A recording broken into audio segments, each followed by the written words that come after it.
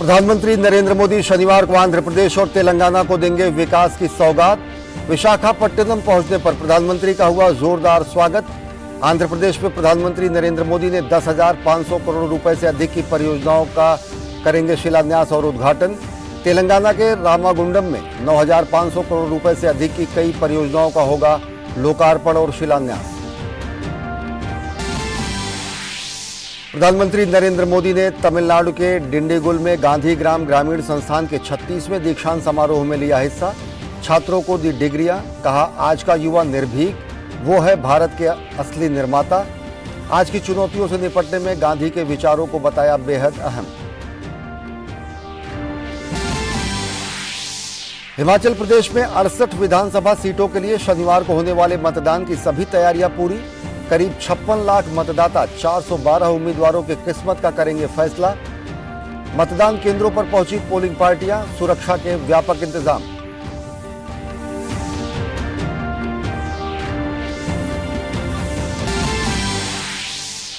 Supreme court ने पूर्व प्रधानमंत्री राजीव गांधी की हत्या के मामले में नलिनी और आरपी रविचंद्रन समेत 6 दोषियों की तुरंत रिहाई का दिया निर्देश। कहा दोषी करार दिए गए पेरारी वलन की रिहाई का आदेश बाकी दोषियों पर भी होगा लागू। कांग्रेस ने फैसले पर जताई नाराजगी। 9वीं भारत अमेरिका आर्थिक और वित्तीय साझेदारी बैठक में दोनों देशों ने जलवायु, वित्त, बहुपक्षीय मुद्दों, कर निर्धारण और वैश्विक अर्थव्यवस्था समेत तमाम मुद्दों पर की चर्चा। वित्त मंत्री निर्मला सीतारमण ने अमेरिकी निवेशकों को दिया निवेश का न्योता, तो अमेरिकी वित्त मंत्री ने दोनों देशों के रिश्तों की मजबूती पर दिया जोर। फ्रेंड शोरिंग का पेश किया नया फ्रेज। नमस्कार, मैं हूं अश्विनी कुमार मिश्र। देखते हैं खबरों को विस्तार से। शनिवार को प्रधानमंत्री नरेंद्र मोदी आंध्र प्रदेश और तेलंगाना का दौरा करेंगे। इस दौरे के दौरान प्रधानमंत्री ढांचागत विकास से जुड़ी अनेक परियोजनाओं का लोकार्पण और शिलान्यास करेंगे। आइए एक नजर डालते हैं प्रधानमंत्री के कल के दौरे पर। 2 दिन के दक्षिण दौरे के तहत 4 राज्यों के दौरे पर गए प्रधानमंत्री नरेंद्र मोदी शनिवार को आंध्र प्रदेश और तेलंगाना का दौरा करेंगे, जहां वो तमाम विकास परियोजनाओं की सौगात देंगे। अपने आंध्र प्रदेश के दौरे में पीएम मोदी 10,500 करोड़ रुपए से अधिक की परियोजनाओं की आधारशिला रखेंगे और राष्ट्र को समर्पित करेंगे और यूनिवर्सिटी ग्राउंड में जनसभा को भी संबोधित करेंगे। प्रधानमंत्री 6 लेन के ग्रीनफील्ड रायपुर विशाखापट्टनम आर्थिक गलियारे के आंध्र प्रदेश खंड की आधारशिला रखेंगे। इसे 3,750 करोड़ रुपए से अधिक की लागत से बनाया जाएगा। प्रधानमंत्री विशाखापट्टनम में कॉन्वेंट जंक्शन से शीलानगर जंक्शन तक एक समर्पित पोर्ट रोड की आधारशिला भी रखेंगे। ये स्थानीय यातायात और बंदरगाह जाने वाले मालवाहक यातायात को अलग करके विशाखापट्टनम शहर में यातायात की भीड़ को कम करेगा। पीएम श्रीकाकुलम गजपति कॉरिडोर के हिस्से के रूप में 200 करोड़ रुपए से अधिक की लागत से निर्मित NH 326A का पथ पट्टनम खंड राष्ट्र को समर्पित करेंगे। ये परियोजना इस क्षेत्र में बेहतर कनेक्टिविटी प्रदान करेगी। प्रधानमंत्री आंध्र प्रदेश में ONGC की you field onshore deep water block परियोजना राष्ट्र को समर्पित करेंगे, जिसे 2,900 करोड़ रुपए से अधिक की लागत से विकसित किया गया है। यहाँ करीब 3 million metric standard cubic metre प्रतिदिन की गैस उत्पादन क्षमता है। पीएम मोदी करीब 6.65 MMS CMD की क्षमता वाली गेल की श्रीकाकुलम अंगुल प्राकृतिक गैस पाइपलाइन परियोजना की आधारशिला रखेंगे। 745 किलोमीटर लंबी इस पाइपलाइन का निर्माण कुल 2,650 करोड़ रुपए से अधिक की लागत से किया जाएगा। ये पाइपलाइन आंध्र प्रदेश और ओडिशा के विभिन्न जिलों में घरों, उद्योगों, वाणिज्यिक इकाइयों और ऑटोमोबाइल क्षेत्रों में प्राकृतिक गैस की आपूर्ति के लिए महत्वपूर्ण बुनियादी ढांचे का निर्माण करेगी। ONGC U field development in the eastern offshore will be taken up with almost 2,917 crores, and this would also definitely help in easing the petroleum and also natural gas requirements for the country and also for the state of Andhra Pradesh. प्रधानमंत्री करीब 450 करोड़ रुपए की लागत से बनने वाले Visakhapatnam railway station के पुनर्विकास की आधारशिला रखेंगे।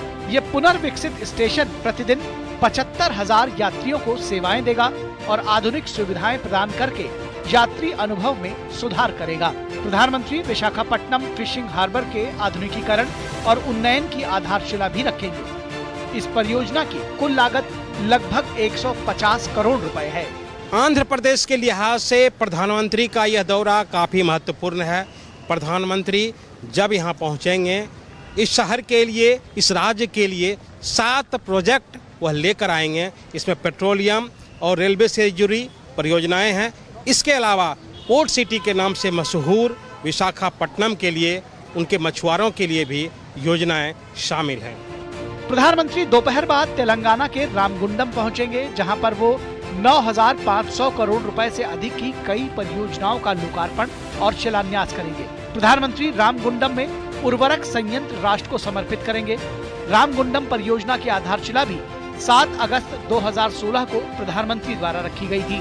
देश के अंदर बंद पड़े उर्वरक संयंत्रों को शुरू करने के पीछे प्रधानमंत्री की सोच थी कि यूरिया उत्पादन के क्षेत्र में देश आत्मनिर्भर बने। रामगुंडम संयंत्र प्रतिवर्ष 12.7 LMT स्वदेशी नीम कोटेड यूरिया उत्पादन उपलब्ध कराएगा।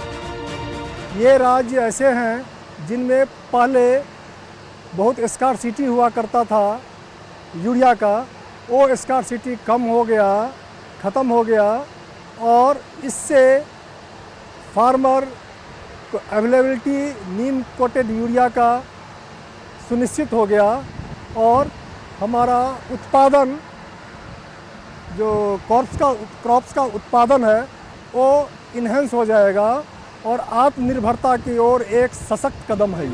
ये संयंत्र न केवल उर्वरक की उपलब्धता में सुधार करेगा, बल्कि सड़क, रेलवे और सहायक उद्योग सहित बुनियादी ढांचे के विकास को बढ़ावा देगा। संयंत्र तेलंगाना राज्य के साथ साथ आंध्र प्रदेश, कर्नाटक, छत्तीसगढ़ और महाराष्ट्र में किसानों को यूरिया उर्वरक की समय पर आपूर्ति सुनिश्चित करेगा। प्रधानमंत्री के रामगुंडम दौरे को लेकर लोगों में उत्साह है।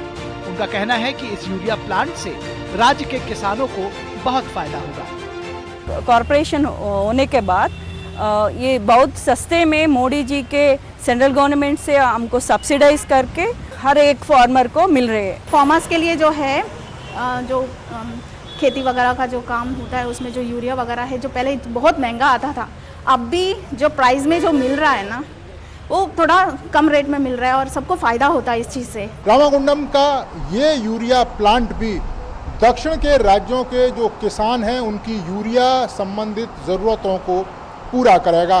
इसके साथ ही प्रधानमंत्री जब यहाँ पर पहुँचेंगे तो रेल और सड़क की कई हजार करोड़ की परियोजनाओं की आधारशिला भी रखेंगे। कैमरामैन मोहित के साथ नीरज सिंह, DD न्यूज़, रामागुंडम। प्रधानमंत्री का आंध्र प्रदेश के विशाखापट्टनम पहुंचने पर भव्य स्वागत किया गया। सड़कों के किनारे बड़ी संख्या में लोग मौजूद रहे और उन्होंने प्रधानमंत्री पर फूल बरसाए। प्रधानमंत्री ने भी इस मौके पर लोगों का अभिवादन किया।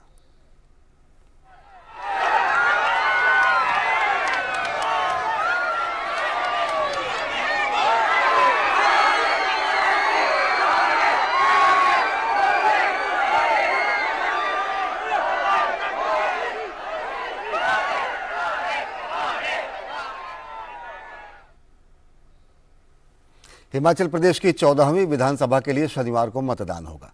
राज्य में शांतिपूर्वक मतदान संपन्न कराने के लिए निर्वाचन आयोग ने सभी तैयारियां मुकम्मल कर ली हैं। मतदान के लिए कैसी है तैयारियां, पेश है हमारी खास रिपोर्ट।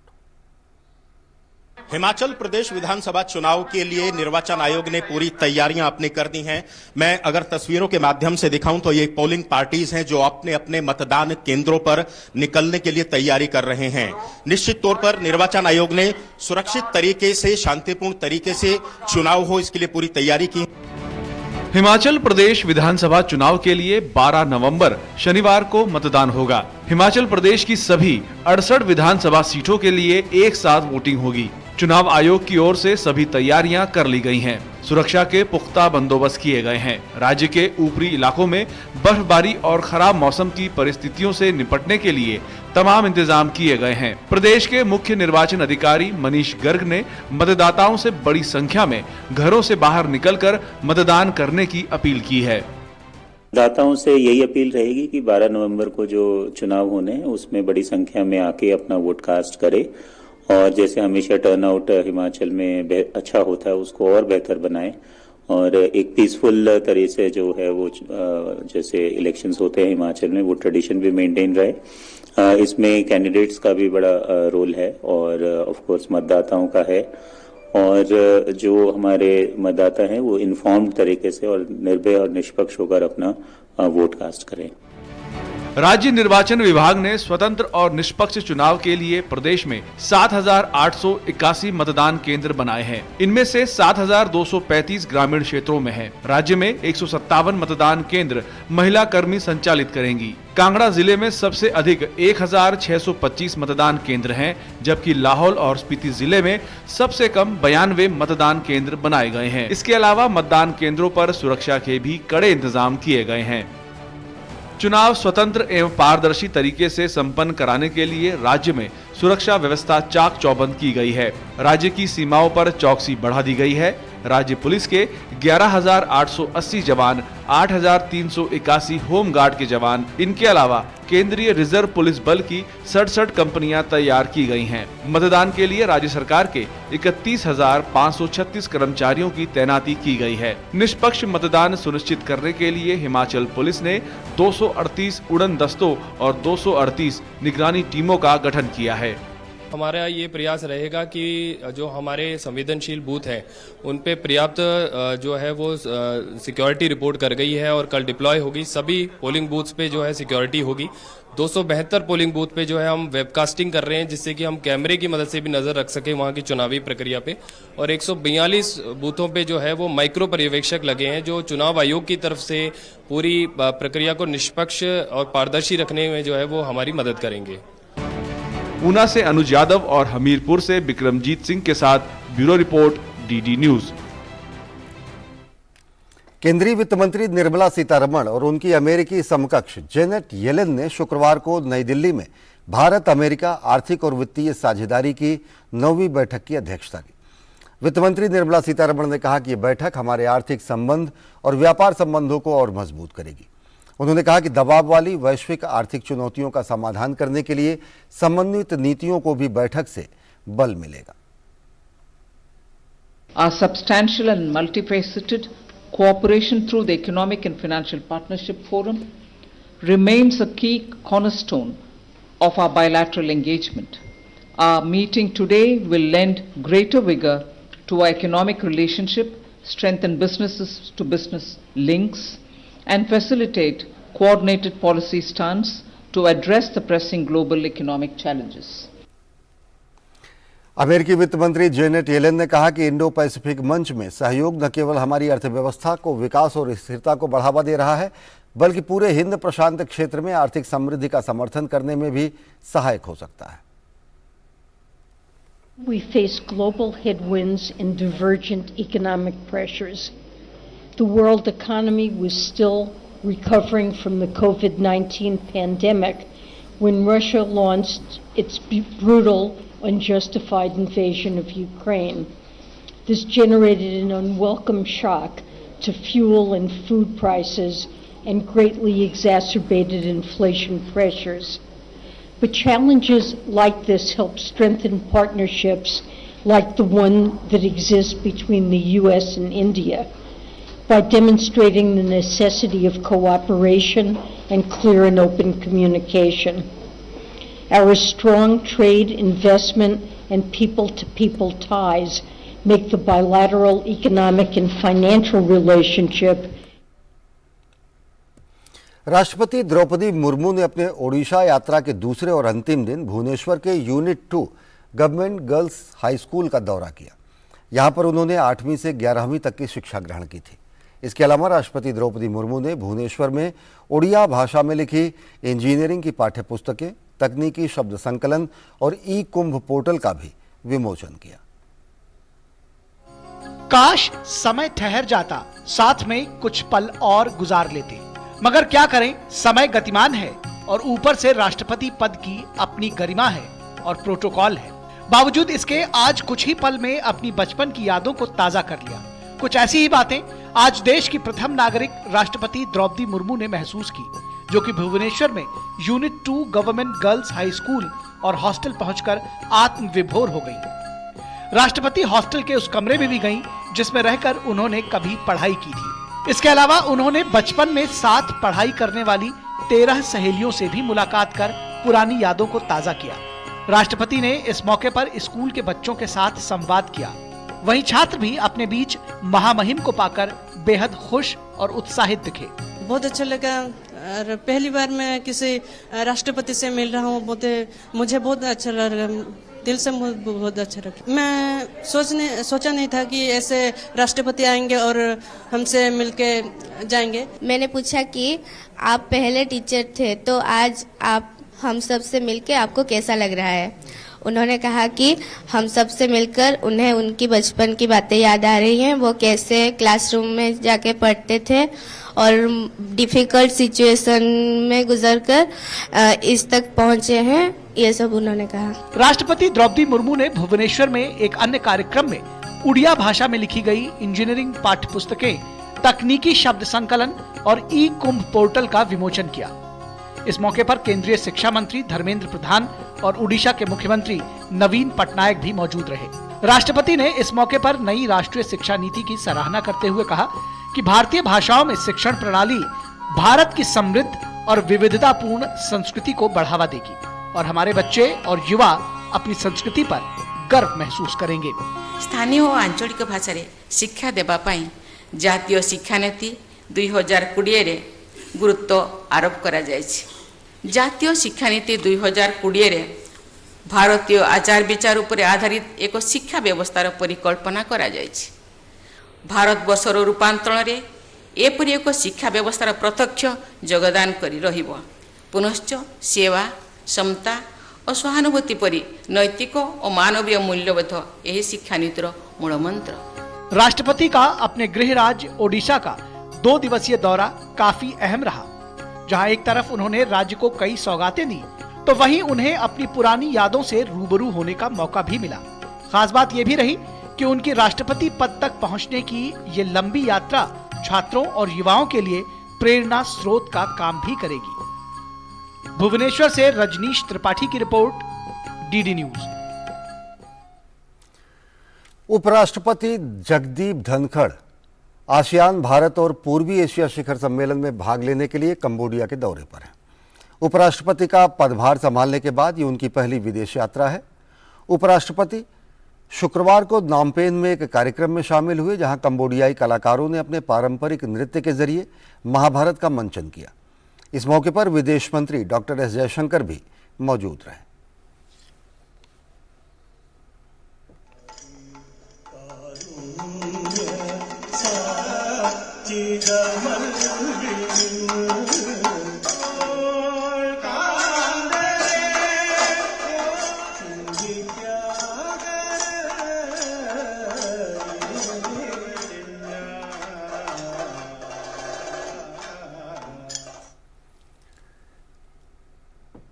और अब आइए दिखाते हैं राज्यों से जुड़ी कुछ अहम खबरें। वाराणसी में ज्ञानवापी में कथित शिवलिंग को संरक्षित रखने के आदेश को सुप्रीम कोर्ट ने अपने अगले आदेश तक बढ़ाया। पिछली सुनवाई पर दिए गए संरक्षण के सुप्रीम कोर्ट के आदेश की मियाद 12 नवंबर को खत्म हो रही थी। इससे पहले हिंदू पक्ष के वकील विष्णु शंकर जैन ने गुरुवार को चीफ जस्टिस डीवाई चंद्रचूड़ की पीठ के सामने मामले की जल्द सुनवाई की मांग की थी। AIMIM अध्यक्ष असदुद्दीन ओवैसी के काफिले पर हमला करने वाले आरोपियों की जमानत याचिका सुप्रीम कोर्ट ने खारिज कर दी है। सुप्रीम कोर्ट ने ओवैसी पर हमले के आरोपियों को जमानत दिए जाने के इलाहाबाद हाई कोर्ट के आदेश को निरस्त कर दिया है। सुप्रीम कोर्ट ने मामले को वापस इलाहाबाद हाई कोर्ट में भेज दिया है और कहा है कि केस को दोबारा सुनकर 4 हफ्ते में फैसला लें। सुप्रीम कोर्ट कॉलेजियम की सिफारिशों को लंबित रखने के मामले में कोर्ट ने केंद्रीय विधि सचिव को नोटिस जारी किया। एक संगठन एडवोकेट एसोसिएशन बेंगलुरु की याचिका पर कोर्ट ने आदेश दिया है। याचिका में कहा गया है कि ऐसे कई मामले हुए हैं जिनमें केंद्र ने कॉलेजियम की सिफारिशों को बिना किसी स्पष्टीकरण के महीनों लंबित रखा है। जस्टिस संजय किशन कौल की बेंच ने आदेश में कहा कि कॉलेजियम द्वारा दोबारा नामों की सिफारिश करने पर केंद्र के पास नियुक्ति के अलावा और कोई विकल्प नहीं है। जस्टिस डीवाई चंद्रचूड़ की सीजेआई के तौर पर नियुक्ति के खिलाफ दायर याचिका को दिल्ली हाई कोर्ट ने खारिज किया। याचिकाकर्ता पर 1 लाख का जुर्माना भी लगाया। मुख्य न्यायाधीश एस.सी. शर्मा की बेंच ने टिप्पणी की कि ये पब्लिक इंटरेस्ट लिटिगेशन नहीं बल्कि पब्लिसिटी पाने का जरिया है। इससे पहले सुप्रीम कोर्ट इस तरह की याचिका को खारिज कर चुका है। वाराणसी में संत रविदास घाट पर 7 सामुदायिक घाट लॉन्च किए गए और 8 घाटों की आधारशिला रखी गई। केंद्रीय नौवहन और जलमार्ग मंत्री सर्बानंद सोनोवाल और उत्तर प्रदेश के मुख्यमंत्री योगी आदित्यनाथ ने 8 घाटों की आधारशिला रखी। इस कार्यक्रम में घोषणा की गई कि वाराणसी को एक हाइड्रोजन फ्यूल सेल जलयान और 4 इलेक्ट्रिक हाइब्रिड जलयान मिलेंगे। केंद्रीय वाणिज्य और उद्योग राज्य मंत्री ने कहा है कि देश के विकास में लॉजिस्टिक सेक्टर का अहम योगदान है। वेयर हाउस स्टैंडर्ड में ई बुक जारी करने के बाद सोम प्रकाश ने कहा कि नई लॉजिस्टिक नीति से इस सेक्टर को काफी फायदा होगा। 200 करोड़ रुपए के मनी लॉन्ड्रिंग मामले में दिल्ली की पटियाला हाउस कोर्ट ने अभिनेत्री जैकलीन फर्नांडिस की अंतरिम जमानत 15 नवंबर तक बढ़ा दी है। उस दिन नियमित जमानत पर आदेश सुनाया जाएगा। उत्तराखंड के पिथौरागढ़ में आज फिर से ऊंचाई वाले क्षेत्रों में बर्फबारी हुई। बर्फबारी के कारण मौसम पूरी तरह सर्द हो गया और जबरदस्त कड़ाके की ठंड और बढ़ गई है। वहीं बर्फबारी के बाद औली का भी नजारा बेहद खूबसूरत हो गया है। और भारतीय सांस्कृतिक संबंध परिषद यानी ICCR ने 21 राज्यों सरकारों के साथ समझौता ज्ञापन पर हस्ताक्षर किए हैं। विदेशों में भारतीय संस्कृति को बढ़ावा देने के लिए ICCR की ये नई और अनोखी पहल है।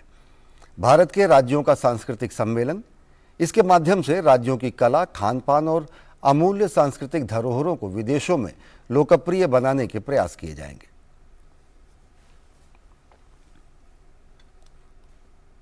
हम ये मानते हैं कि भारतीय संस्कृति को विश्व समुदाय के सम्मुख लाने में राज्यों के साथ साझेदारी, हिस्सेदारी बहुत महत्वपूर्ण है। हमारे आदरणीय प्रधानमंत्री श्री नरेंद्र मोदी जी कोऑपरेटिव फेडरलिज्म की बात करते हैं। मैं मानता हूं कि ये एक कल्चरल फेडरलिज्म है और कल्चर को हमारे फेडरल व्यवस्था के अंतर्निहित हम विदेश में उसका आकलन बनाने की एक कोशिश ICCR और विभिन्न राज्य सरकारें मिलकर करने का जो एक इरादा है, मैं मानता हूं कि अभी वो एक दृष्टि से और पक्का हुआ है। राज्यों के संस्कृति मंत्रियों ने इस पहल का स्वागत किया और कहा कि इससे स्थानीय कलाकारों को नया मंच, नई पहचान मिलेगी और उनके लिए अन्य देशों में अपनी प्रतिभा प्रस्तुत करने के रास्ते खुलेंगे। इसके साथ ही विदेशी पर्यटकों की संख्या में भी इजाफा होगा। कि भारतीय सांस्कृतिक संबंध परिषद के नए समझौते के पूर्व ही इस बार दीपावली दीपोत्सव 2022 में 6 देशों की रामलीला मंडलियों को अयोध्या दीपोत्सव में सम्मिलित कर इसकी शुरुआत कर दी है। इस समझौते से हमारे प्रदेश के कलाकारों, कला एवं संस्कृति से जुड़े हुए बुद्धिजीवियों, संस्कृति प्रेमियों और सभी को अपने अभीष्ट के विस्तार के अवसर प्राप्त होंगे। तो ये जो संस्मरण है हमारी देव संस्कृति के, ये निश्चित रूप में विदेश जाने चाहिए। विदेश की जो प्रतिभाएं हैं, विदेश की जो कला है, वो हमारे देशवासियों को देखने को मिले। जो लोग नहीं जा सकते हैं, जैसे आइस स्केटिंग है, मैं कह रहा था आइस बैले, वो देखने को मिले। हमारे यहाँ काफी बर्फ पड़ती है, तो इस निश्चित रूप में इसका आयोजन किया जा सकता है। तो भविष्य के अंदर मैं समझता हूं कि भारत विदेश में होगा, विदेश की झलक भारत में आएगी। ये हमारे MOU संभव करेंगे। भारत सरकार के पेंशन मंत्रालय और पेंशन भोगी कल्याण विभाग के द्वारा पेंशन भोगियों के लिए डिजिटल जीवन प्रमाण पत्र के प्रचार का राष्ट्रव्यापी अभियान शुरू किया गया है। इस अभियान के तहत पेंशनर फेस ऑथेंटिकेशन तकनीक के माध्यम से अपना डिजिटल जीवन प्रमाण पत्र खुद जारी कर सकते हैं। इसे लेकर शुक्रवार को नई दिल्ली के RK पुरम में SBI की एक शाखा में 1 दिवसीय जागरूकता शिविर का भी आयोजन किया गया। मिनिस्ट्री ऑफ पेंशन ने जो इनिशिएटिव लिया है, डिजिटल इनिशिएटिव, ये बहुत अच्छा है। पैन इंडिया में अराउंड 37 सेंटर्स पे ये ऑर्गेनाइज किया जा रहा है during the month of this month November, और 4-5 सेंटर में हुआ है और बहुत ही सक्सेसफुल चल रहा है। कस्टमर्स बहुत खुश हैं इसको देखकर, पेंशनर हमारे। दिस इज़ ये एक उनके जीवन में ईज़ ऑफ लिविंग के लिए जो मिनिस्ट्री ने इनिशिएटिव लिया है, ये वाकई बहुत तारीफ़े काबिल है। दिल्ली गाजियाबाद मेरठ कॉरिडोर के सबसे बड़े स्टेशनों में से एक आनंद विहार आरआरटीएस स्टेशन का निर्माण कार्य तेजी से प्रगति पर है। स्टेशन के बेस स्लैब और कॉन्कोर्स लेवल के काम को पूरा कर लिया गया है। साथ ही प्लेटफॉर्म लेवल का काम भी जल्द पूरा होने की उम्मीद है। कैसा चल रहा है इस कॉरिडोर पर काम, जायजा लिया और ख़ास बातचीत की हमारे संवाददाता गिरीश निशाना ने एनसीआरटीसी के एमडी वीके सिंह से। दिल्ली मेरठ के बीच आरआरटीएस का कार्य कितना प्रगति पर चल रहा है, इस पर ज़्यादा बात करने के लिए हमारे साथ मौजूद हैं एनसीआरटीसी के एमडी विनय कुमार सिंह। हम लोग तो गति से प्रगति करते हैं और प्रगति बहुत अच्छी है प्रोजेक्ट की। आप देख रहे हैं, आज आप लोग ने आके यहाँ देखा, ये स्टेशन हमको प्रायोरिटी सेक्शन पे नहीं है। ये स्टेशन हमको चाहिए 24 में, लेकिन हम काफ़ी इसमें एडवांस स्टेज में हैं। हमने फिनिशिंग के वर्क शुरू कर दिए हैं, ब्रिक वर्क आपने देखा कि काम चल रहा है यहाँ पे, ब्लॉक वर्क वगैरह के। तो हम अगले 1 साल में इस स्टेशन को बना देंगे। चुनौती यहाँ पर कितनी रही है? चुनौती तो आप सोच सकते हैं कि कितनी होगी। नेशनल कैपिटल है, उसका भी एक बहुत ही कंजेस्टेड एरिया है। आनंद विहार बस अड्डा है। जब हमने काम शुरू किया उससे पहले तो ये सोचना भी मुश्किल था कि यहाँ पे आप एक छोटा सा चीज़ भी बना सकते हैं, एक 2 कमरे का मकान भी आप नहीं बना सकते। और यहाँ पे आप देख रहे हैं 250-300 मीटर लंबाई का ये स्टेशन और दोनों तरफ 4 टनल बोरिंग मशीनें काम कर रही हैं। ह्यूज एक्टिविटी है, उसमें बहुत सारा मटेरियल आ रहा है, जा रहा है, हैवी लॉजिस्टिक्स है। रोज़ सैकड़ों ट्रकों का मटेरियल का आना, उतने का यहाँ से निकल के जाना, इन सब को हम लोग मैनेज करते हैं। ना तो बस अड्डे के मूवमेंट में कोई फ़र्क है ऑपरेशन में, ना इंडियन रेलवे के स्टेशन के ऑपरेशन में कोई अंतर है। 2 बस अड्डे हैं, 2 मेट्रो के स्टेशन हैं, कहीं भी किसी के ऑपरेशन में कोई दिक्कत नहीं है। टीबीएम किस तरह से काम कर रही हैं? टीबीएम का वर्किंग हमेशा बहुत चुनौतीपूर्ण होता है। हम ये कहेंगे कि ईश्वर की अनुकंपा है कि चारों टीबीएम मशीनें ठीक से बिहेव कर रही हैं, बहुत अच्छा काम कर रही हैं। इस कॉरिडोर पर परिचालन कब से आरंभ हो जाएगा? ये बहुत डिफिकल्ट सवाल है, चूँकि अभी हम प्रायोरिटी कॉरिडोर पर फोकस कर रहे हैं।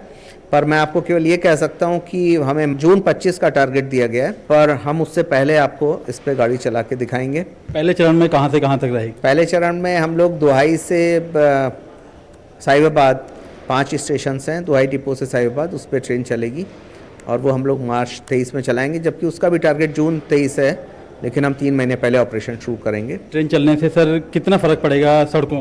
पहले सेक्शन के चलने से कोई खास नहीं फ़र्क पड़ेगा, चूँकि वो छोटा स्ट्रेच है, और लेकिन जैसे जैसे वो स्ट्रेच बड़ा होता जाएगा उसका एक नेटवर्क इम्पैक्ट होता है, नेटवर्क बेनिफिट मिलता है। तो पहला जब कॉरिडोर दिल्ली से मेरठ शुरू होगा तो काफ़ी सारे लोग, लगभग 1 लाख प्राइवेट व्हीकल्स लोग छोड़ के पब्लिक ट्रांसपोर्ट पे आ जाएंगे।